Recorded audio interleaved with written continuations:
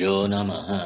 हरि ओम। पूर्णमद पूर्णमिदं पूर्णात् पूर्णमुदच्यते पूर्णस्य पूर्णमादाय पूर्णमेवावशिष्यते। ओम शांति शांति शांति। आज स्वामी महेश्वरानंद जी का विषाद योग भगवद गीता का पहला अध्याय का दूसरा प्रवचन। इसका शीर्षा माने हेडिंग है गीता महात्म्य।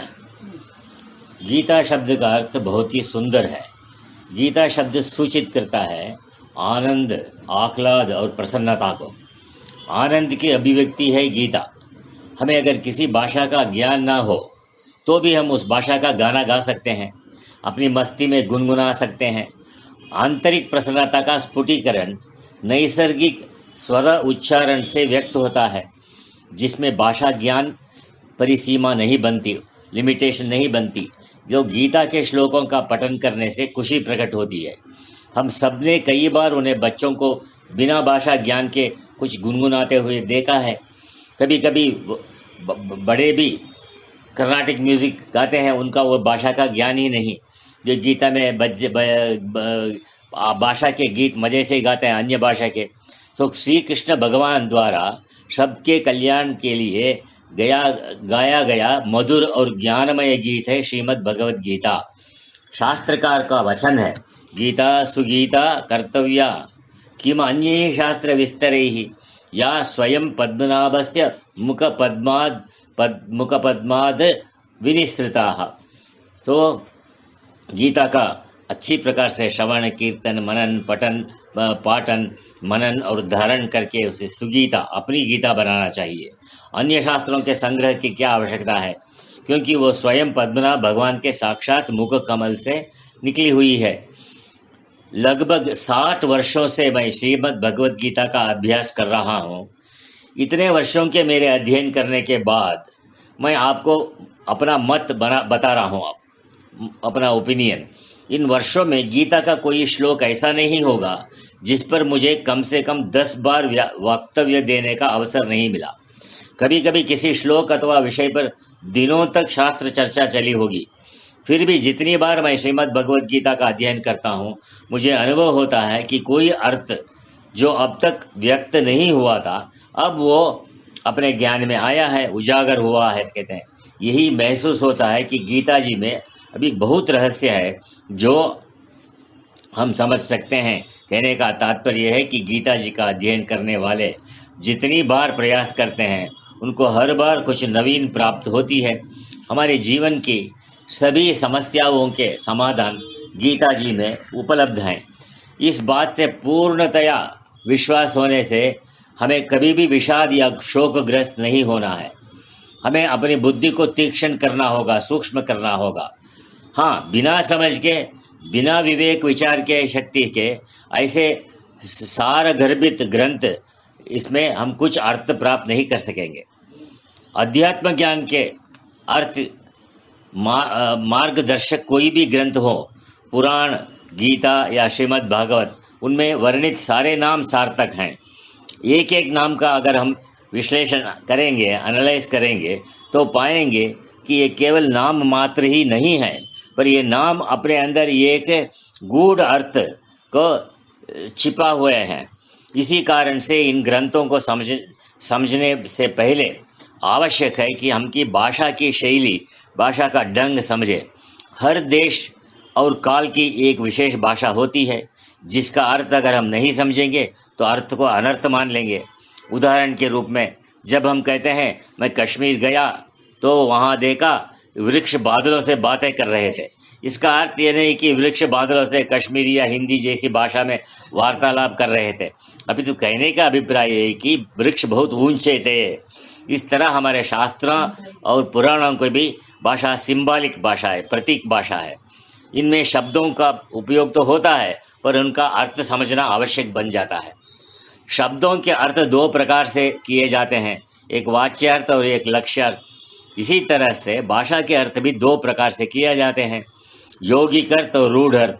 यौगिक अर्थ भाषा के व्याकरण के अनुसार शब्द के मूल धातु से बना हुआ होता है, जो स्वयं शब्द से प्रस्फुटित होता है, शब्द से मालूम पड़ जाता है। रूढ़ अर्थ के बारे में ऐसा जानना चाहिए कि हमने जिसको मान लिया, स्वीकार कर लिया कि हम इस वस्तु को इस शब्द से संबोधित करेंगे, उसे कहेंगे रूढ़ अर्थ। रूढ़ अर्थ में कोई विशेष मतलब नहीं बनता है। तो इस बात को उदाहरण से समझाते हैं कि रामायण में हरिजन शब्द का अर्थ बनता है हरि के भक्त। कालांतर में गांधी जी ने हरिजन शब्द का उपयोग परिगणित जाति में जन्मे हुए लोगों के लिए किया, दलित वाले। जो हम रामायण पढ़ेंगे हरिजन शब्द का एक अर्थ करेंगे, और जब कोई व्यक्ति सरकारी एप्लीकेशन के कार्य संबंधी कोई फॉर्म भरेगा तो दूसरे अर्थ को ध्यान में रखकर फॉर्म भरेगा। इसलिए हमें प्रसंग और संदर्भ को ध्यान में रखकर अर्थ को समझना चाहिए।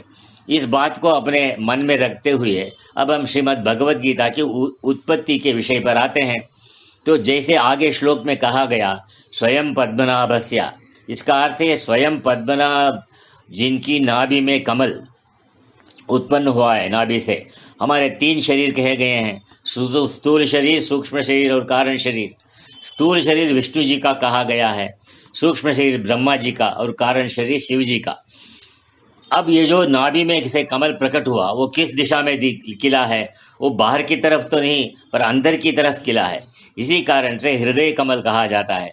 श्री विष्णु जी का एक नाम पद्मनाभ भी है। ब्रह्मा जी कमल पर विराजमान हैं। जैसे बीज का कोई विशेष आकार नहीं होता, सभी बीज गोल मटोल होते हैं, तो उसमें पूरा साकार वृक्ष बीज में समाया होता है। वैसे ही ब्रह्मा जी सगुण निराकार ब्रह्म के प्रतीक हैं। इसी आध्यात्मिक दार्शनिक कारण से उनका मंदिर हर स्थान पर देखने को नहीं मिलता। हाँ, उनका मंदिर पुष्कर में अवश्य है। पुष्कर का अर्थ भी होता है कमल। तो भगवान के जितने अंग हैं उनके साथ भी कमल शब्द जोड़ा जाता है। उदाहरण के रूप में भगवान का मुख रूपी कमल मुखारविंद, नेत्र रूपी कमल नेत्रारविंद, चरण रूपी कमल चरणा पादारविंद और हस्त रूपी कमल करारविंद। भगवान सभी दिव्य अंग कमल के समान है। कमल खिलता है कीचड़ युक्त जल में। कमल की विशेषता यह है कि जल में रहते हुए भी उसको स्पर्श नहीं करता। ये कर्म करते हुए भी असंग का प्रतीक है, असंगता का। भगवान भी लीला करते हुए लिपायमान नहीं होते हैं। ये ऐसा ही है जैसे आप बाजार से गुजर रहे हो, मार्केट में, पर किसी भी वस्तु की कामना आपके मन में नहीं है। अन्यों की तरह बाजार से आते जाते देखते हैं, लेकिन यदि कुछ इच्छा नहीं है कि वस्तु ले लूं, वो तृष्णा के बिना का व्यक्ति जीवन मुक्त है। तो जो धीर मनुष्य कमल की तरह संसार में असंग रहकर उसकी शोभा में अभिवृद्धि करता है, अपने शुद्ध सात्विक कर्मों को सुगंध फैलाता है, पर संसार से असंग और अलिप्त बना रहता है, उसका जीवन कमल के समान है। तो भगवान के दिव्य अंगों की बात आगे बढ़ाते हैं। उनकी असंग है इसलिए उनको नेत्रारविंद कहा। हाथ कर्म करने का साधन है, भगवान भी कर्म करते हैं पर अनासक्त रहकर, इसलिए उनको करारविंद कहा। वो गतिशील हैं पर उनके चरण कहीं पर रुकता नहीं, इसलिए उनको पादारविंद कहा गया। तो इस तरह भगवान का समस्त रूप अनासक्ति भाव से भरा हुआ है। तो गीता को हमें सुगीता बनाना है, अर्थात उसकी सुंदरता का रसस्वाद लेना है। पर ध्यान रखने की बात है कि ये सुंदरता बाह्य नहीं है, वो एक कल्याणकारी आंतरिक सुंदरता है जिससे सत्य स्वरूप शिव तत्व का बोध होता है। आत्मानम अधिकृत्य, यह है आध्यात्मिक सुंदरता। आत्मा की तरफ जो हमें प्रवृत्त करे उसे कहते हैं आध्यात्मिक। श्रीमद् भगवद गीता केवल पुस्तक नहीं है कि जिसको हम पढ़ लें अथवा उसका सारांश जान लिया तो पर्याप्त होगा। मेरा दृढ़ विश्वास है कि गीता से लाभ प्राप्त करने के लिए हमें प्रतिदिन उसके एक श्लोक पर मनन चिंतन करना चाहिए, दूसरे दिन दूसरे श्लोक पर मनन करना चाहिए। इस तरह आगे बढ़ने से श्रीमद् भगवद गीता के गूढ़ रहस्य को हम अंतर में उतार सकते हैं। कोई ग्रंथ ज्ञान का प्रसार करते हैं, कई ग्रंथ फिर अन्य किसी ग्रंथ को पढ़ने की आवश्यकता नहीं गीता के अध्ययन करने के बाद। तो श्रीमद् भगवद गीता के प्रथम अध्याय की शुरुआत धृतराष्ट्र के प्रश्न से होती है। धृतराष्ट्र संजय से पूछते हैं, धृतराष्ट्र उवाच धर्म क्षेत्रे कुरुक्षेत्रे। तो धृतराष्ट्र क्या बोलते हैं, कुरुक्षेत्र में एकत्रित युद्ध की इच्छा वाले मेरे और पांडु के पुत्र ने क्या किया। तो एक प्रश्न हो सकता है कि श्रीमद् भगवद गीता की शुरुआत धृतराष्ट्र के शब्दों से क्यों हुई? जहां जिसका प्रासंगिक महत्व होता है वो वहां हो, यही ठीक है ना। उसे जैसे श्री कृष्ण का जन्म अष्टमी को हुआ था, ये हम अभी सभी जानते हैं, पर अष्टमी को ही क्यों हुआ? पूर्णिमा नहीं, अमावस्या नहीं, नवमी नहीं, अन्य तिथि को भी नहीं। तो श्री कृष्ण प्रकाश फैलाने का काम करते हैं, धुंधले रास्तों से हटाकर। धुंधले मीन्स आधा प्रकाश आधा अंधकार, तो इससे शिष्य को पार कराते हैं सदगुरु की तरह। इसलिए हम प्रार्थना भी करते हैं, कृष्णम वंदे जगत गुरु, शरण में आए हुए कि ब्रह्म निवृत्ति ही उनका कार्य है, जो उन्होंने श्रीमद् भगवत गीता के माध्यम से पूर्ण किया है। ब्रह्म निवृत्ति की बात करते ही चलिए आगे सोचते हैं कि ये ब्रह्म है क्या और किसको कब होता है। जैसे आप पूर्णिमा की रात्रि के समय सुनसान रास्ते पर, सुनसान माने क्वाइट रास्ते पर चलकर जा रहे हैं चांदनी रात में, अगर रास्ते पर कोई डोर पड़ी होगी, रज्जू, तो आप उसे अच्छी तरह देख पाएंगे। अगर अमावस की रात्रि है तो फिर अंधेरे के कारण कुछ भी नहीं दिखेगा। पर अगर पूर्णिमा भी और अमावस के बीच में अष्टमी हो और आप उसी रास्ते से जा रहे हो, तो उस अवस्था में आपको रज्जु सर्प का भ्रांति होगी, डोर में सांप का भ्रम होगा। तो उस भ्रम को दूर करने के लिए गुरु प्रकाश फैलाते हैं। जगत गुरु श्री कृष्ण भी अष्टमी के समय उस भ्रम को दूर करने के लिए प्रकट हुए थे। यही संदर्भ है अष्टमी के दिन श्री कृष्ण के अवतरण का। इसी तरह धृतराष्ट्र का चरित्र भी प्रसंग के अनुरूप है। धृतराष्ट्र का अर्थ है जिसने पूरे राष्ट्र को अपना मान अपना समझकर बंधक बना लिया है। वो किसी का नहीं है, जो किसी का नहीं उसे अपना मान लेना, इसको कहते हैं मोहासक्ति। मोह हमेशा अंधा होता है, इसी कारण धृतराष्ट्र भी जन्म से अंधा है। धृतराष्ट्र की पत्नी गांधारी, उसके नेत्र होते हुए भी वो उन पर पट्टी लगा देती है। ये बात भी सूचक है, तो आगे विचार करेंगे कल। ओम पूर्णमद पूर्णमिदं पूर्णात् पूर्णमुदच्यते पूर्णस्य पूर्णमादाय पूर्णमेवावशिष्यते। ओम शांति शांति शांति।